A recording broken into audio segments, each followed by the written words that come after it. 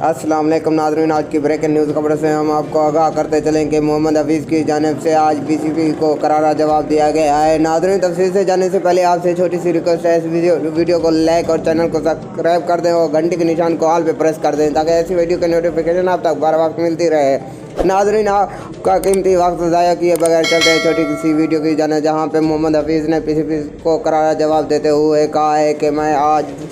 से रिटायरमंदगी का ऐलान करता हूं, मैं कभी मैच खेलने नहीं आऊँगा। मोहम्मद हफीज़ का ये ऐलान आते ही पीसीबी में हलचल मचा दी गई है और शुएब अख्तर की जानिब से भी मोहम्मद हफीज़ को टेलीफोन किया गया और गुस्सा ठंडा करने को कहा गया, लेकिन मोहम्मद हफीज़ ने